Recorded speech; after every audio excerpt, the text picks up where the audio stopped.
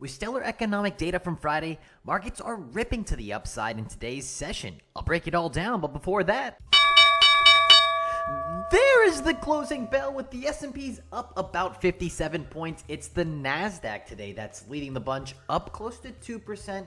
We have the Dow up about 370 points. However, it was the Russell 2000 only up about 0.5%. Taking a look at the SPX, we came into this week expecting 55 points. That upper edge took us to 4,075. We're sitting just 2 points above that level.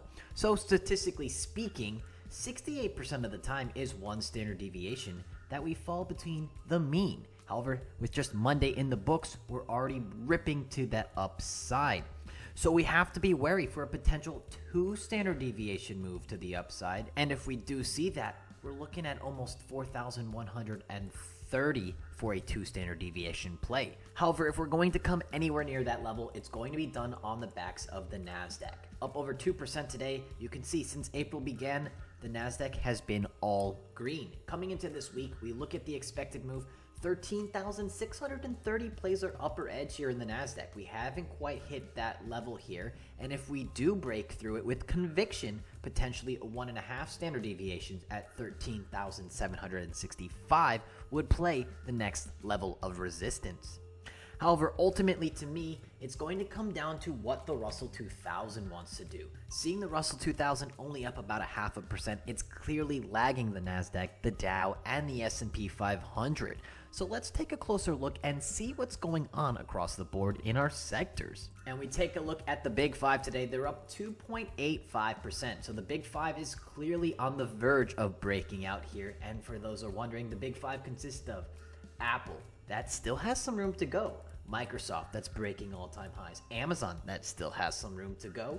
Google, that's breaking all-time highs. And Facebook, that's breaking all-time highs. So clearly Apple and Amazon are the ones lagging the bunch. However, when we look at the XLK, it was up 2% today. So it's lagging the Big Five about a percentage. However, if Apple and Amazon wants to join the bunch, this is a market that can go much higher. We look across the board, we see consumer staples up 1.3%, close to all-time highs. We see the industrials today up 1.25%, putting in all-time highs. We see software stocks up about 0.8%. Even the financials today were up about 0.8%. This is big. We want to see these financials move with the growth name stocks. We see healthcare today up a little over 0.5%. It was the XLE today that was our only sector in the red, down over 2.3%.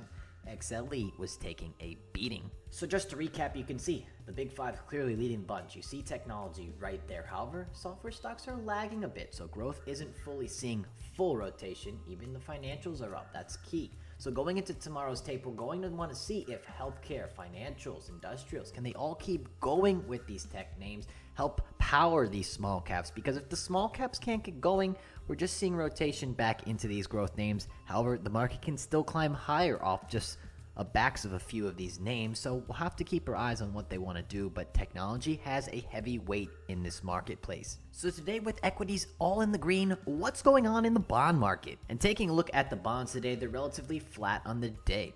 It's possible to see these bonds cool off and stabilize. However, it's fallen 10% this year. When we take a look at the TNX, it's up about 0.3% and sitting near 1.7%. You can see this 1.75-ish is about a top. So are the bonds going to cool off and stabilize? However, just going sideways is good news for these growth stocks. We're going to see growth name stocks rip to the upside. If that's the case, we'll have to monitor what these bonds want to do, but for the most part, they're calming down a bit. Speaking of calming down, taking a look at the volatility index and looking at these futures, they're down over 3%. So VIX continues to tumble here.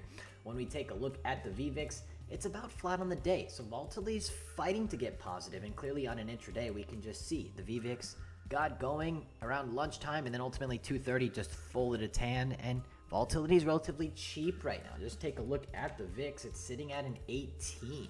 So it potentially could be wise adding some VIX to your portfolio to protect in case of a downturn. However, I think with momentum on our side, I think technology can carry this market a bit higher. Let's take a look at our dollar index and see what's going on in our commodities. And taking a look at the dollar index, it's down about 0.5%. You can see putting in 3 sessions in a row to the downside, so the dollar is weakening with yields stalling out a bit. However, when we take a look at some of our commodities, we see crude oil today down over 4%. Just taking a look at it, intraday bouncing off around 57.6, sitting at 58.7. Crude oil was down on the day with a weakening dollar. As for gold, gold's about flat on the day. The 1730 seems to be a magnet for the precious metal. As you can see, it's racking up a lot of days in this time frame.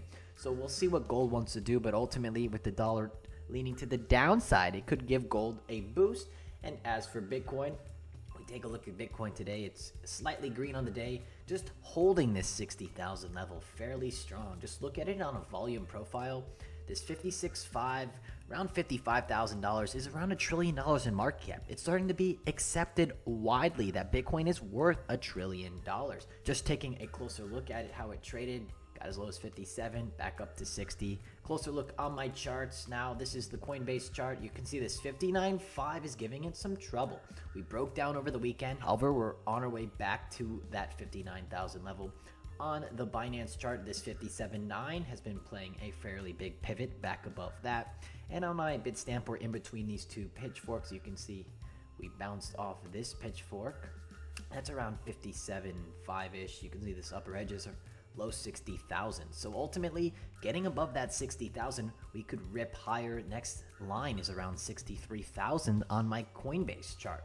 So we'll have to keep our eyes close to the 60,000 level, but any dip should continue to be bought if you're looking to enter into Bitcoin. There you have it for the stock market breakdown. So with good data from Friday, today we're seeing technology just rip to the upside. However, with the Russell 2000 lagging, it'll be interesting to see how it trades tomorrow. Will money rotate into some of these value stocks, or will technology growth names continue to suck the life out of all capital on the sidelines?